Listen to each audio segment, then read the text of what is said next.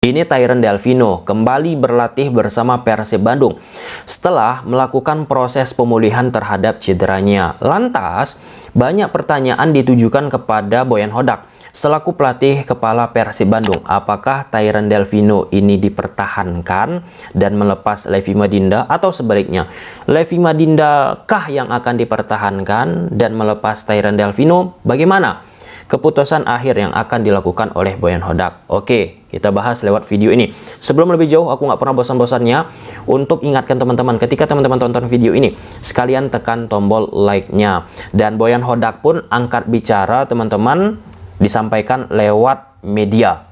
Beliau bilang, kami akan melihat dulu dan tergantung dirinya. Dalam konteks ini, Tyrone Delfino, jika dia tidak bisa, maka tidak bisa.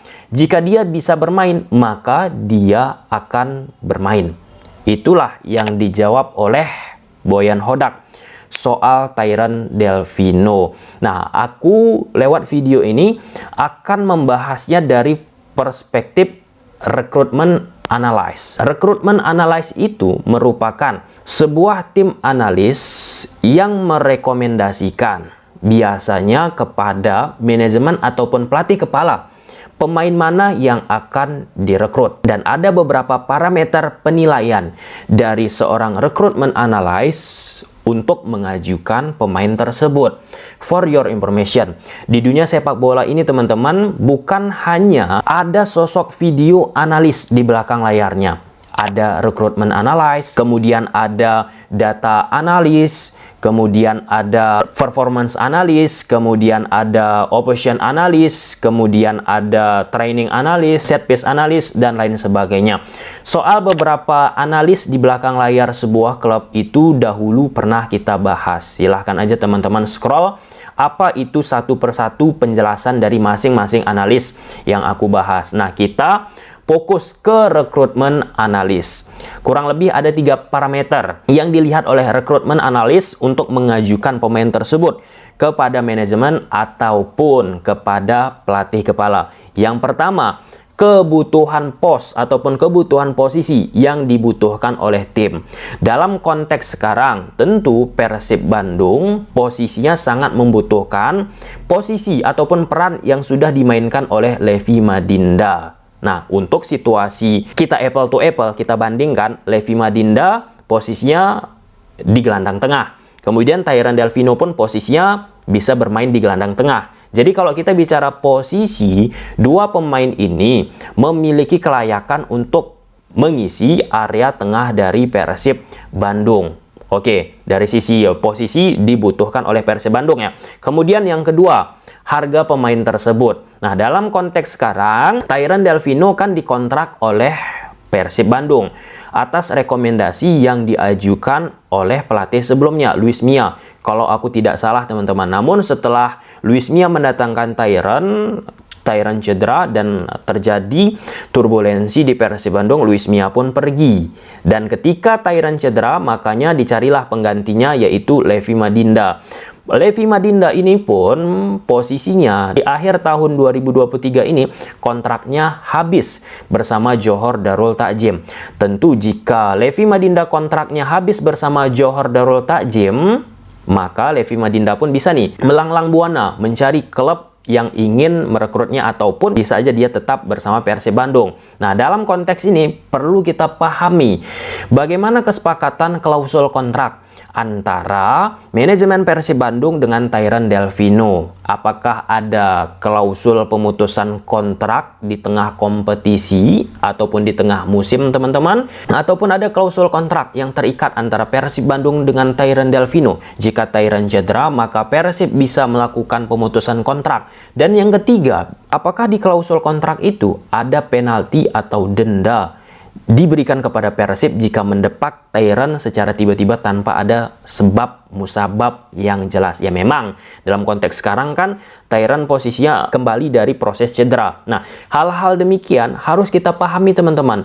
sebuah tim pun jika mendapatkan penalti cukup besar 50% atau 30-40%, 25%, pasti mereka pun berpikir, kan sayang membuang uang sia-sia dari rekrutan yang mereka lakukan. Jadi untuk dataran itu harus kita ketahui dan harus kita pahami teman-teman. Nah, untuk Indonesia kita nggak bisa secara gampang mengetahui bagaimana klausul kontrak yang dimiliki oleh seorang pemain.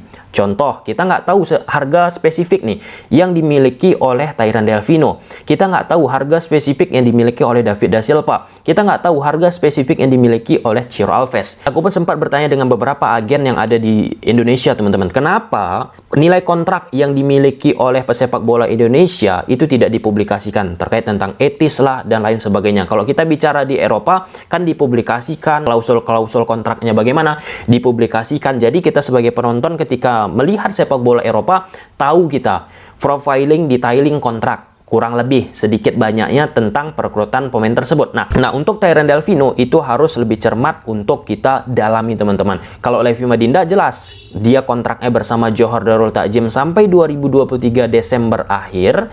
Dalam konteks ini Levi Madinda menjalankan proses peminjaman dari JDT ke Persib Bandung. Itu jelas. Apalagi yang perlu kita ketahui teman-teman. Berdasarkan regulasi transfer FIFA pasal 18, 6 bulan sebelum kontrak itu habis, jika tidak ada komunikasi yang dilakukan oleh sebuah klub terhadap pemain yang direkrut, maka pemain tersebut bisa melakukan komunikasi dengan klub-klub lain. Kalau kita bicara di Liga Indonesia, ada temponya juga 3 bulan berdasarkan klausul kontrak. Jika 3 bulan tidak ada komunikasi yang terjadi antara klub sama pemain, pemain tersebut bisa melakukan komunikasi dengan klub yang mendekatinya, yang lain tentunya. Nah, ini terjadi seperti apa yang dialami oleh Carlos Portes bersama Arema. Carlos Portes masih terikat nih kontrak dengan Arema, tetapi dia sudah melakukan komunikasi dengan PSIS Semarang. Nah, apakah itu salah? Kalau kita beracuan dengan regulasi FIFA pasal 18 tentang transfer, teman-teman, itu tidak salah. Karena FIFA pun membolehkan hal tersebut. Kita akan kembali lagi ke acuan. Keacuannya itu apa? Hukum. Hukumnya itu apa? Regulasi FIFA. Nah, pada akhirnya ketika kita menggunakan regulasi FIFA, percuma. Kita mengatakan, wah pemain ini gini, wah klub ini gini, gini gitu. Mengeluarkan asumsi-asumsi liar yang tidak efektif dan tidak konstruktif. Dan itulah dia gunanya sebuah regulasi ataupun aturan untuk bisa menegak luruskan. Nggak mungkin kan seorang pemain, seorang pelatih asal-asalan dalam mengambil sikap melepaskan diri dari aturan-aturan terkait. Jadi untuk momen kontrak ini memang sedikit sulit kita mengetahuinya untuk sepak bola Indonesia. Nah, setelah 2 parameter tersebut baru nih disodorkan kepada manajemen tim. Nah, itu kan 3 parameter dalam menentukannya teman-teman. Nah, tapi sebelum itu kita pun tentu melihat pemain A, B, C, D, E harus ada dasar-dasarnya. Mengapa kita merekrutnya? Mengapa kita mengajukannya? Biasanya kita melihat dalam 2 hal, aspek kuantitatif dan kualitatif. Kualitatif kita lihat pakai mata sendiri, apakah Levi Madinda, apakah Tyrone Delfino provide nggak nih untuk Persib Bandung? Cocok nggak nih dengan Persib Bandung? Nah, kalau kita lihat posisi sekarang, Levi Madinda menampilkan penampilan yang impresif bersama Persib Bandung. Banyak pujian jatuh ke posisi dirinya. Sedangkan Tyrone Delfino yang pertama kali datang ke Persib kemudian mendapatkan cedera dalam posisi yang sedikit sulit dia. Ketika kita bicara posisi mana yang lebih bagus sekarang ini untuk Persib Bandung, Tyrone Delfino sedikit waktunya kemudian cedera, tentu nggak bisa menunjukkan hasil yang sensasional. Sedangkan Levi yang mendapatkan menit bermain terus-menerus tentu tidak apple to apple jika kita membahas dalam konteks tersebut. Kita pun harus fair teman-teman. Kalau dari sisi aspek kualitatif kita lihat pakai mata, Levi Madinda udah jelas nih. Sedangkan untuk Tyrone Delfino bersama Persib, aspek kualitatifnya belum bisa kita lihat, belum bisa kita jabarkan. Nah, ini dia pertimbangan-pertimbangan yang pasti akan dilakukan oleh Boyan Hodak bersama manajemen Persib Bandung. Karena itu nature normalnya dilakukan oleh tim profesional. Itu aspek kualitatif yang kita lihat pakai mata. Kemudian yang kedua, kuantitatif, pakai data. Levi Madinda bersama Persib Bandung udah tersedia data statistiknya. Nah, Untuk Tyron Delvino, aspek kuantitatifnya dalam bentuk data nggak tersedia bersama Persib Bandung. Dan pada akhirnya, aku sepakat apa yang disampaikan oleh Boyan Hodak. Kami akan melihatnya dulu dan tergantung dirinya. Jika dia tidak bisa, maka tidak bisa. Jika dia bisa bermain, maka dia akan bermain. Jadi, dalam momen ini, fair banget Boyan Hodak. Dia ingin menggunakan aspek kualitatif dan kuantitatif tadi. Hal itu akan bisa kelihatan jika ada laga. Apalagi ini kan proses latihan dilakukan oleh Tyron bersama Persib Bandung. Nah, di situ pun aspek kualitatif, kuantitatif pun akan dilihat oleh seorang pelatih. Nah, pelatih itu mempunyai insting. Dan Boyan Hodak pun tentu nggak akan main-main, nggak akan gambling, nggak akan berjudi melihat situasi sekarang jika rasanya itu tidak pas. Jadi kita harus melihat dari berbagai sudut. Nggak bisa kita secara gampang bilang Levi Madinda aja lah daripada Tyron. Dan sebaliknya juga, nggak bisa kita katakan Tyron aja lah ketimbang Levi Madinda. Ada aspek-aspek yang aku jelaskan tadi. Yang sakleknya, itulah yang akan digunakan sebuah tim profesional dalam memutuskan suatu hal. Dan yang terpenting, ada namanya sebuah komunikasi persuasif yang biasanya dilakukan oleh sebuah klub sama pemain serta agen. Jika pemain tersebut memang belum waktunya dia ini bersama Persib Bandung, ataupun pemain ini belum begitu banyak memberikan kontribusi. Nah, dalam arti kata win-win solution lah dalam memutuskan perkara. Contoh kita ambil nih Tyron Delvino. Mungkin ada klausul-klausul kontrak yang tujuan untuk kebaikan bersama. Tidak ada yang saling dirugikan. Itu yang terpenting, teman-teman. Tyron yang sudah berjalan kompetisi, apalagi di Asia Tenggara, teman-teman, tentu dia pun kan akan sedikit sulit mencari sebuah klub lagi. Di samping itu, Persib Bandung pun kan nggak mungkin mendepak Tyron itu sendiri tanpa ada Tyron pun mendapatkan kompensasi yang jelas.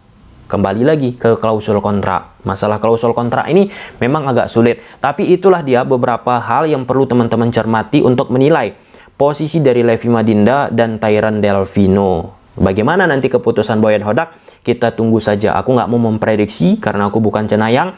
Aku menggunakan pandangan yang biasanya aku dan rekan-rekan aku gunakan ketika mengajukan sebuah pemain kepada tim yang aku perkuat. Seperti itu ya teman-teman. Gimana menurut teman-teman? Coba silahkan tulis di kolom komentar.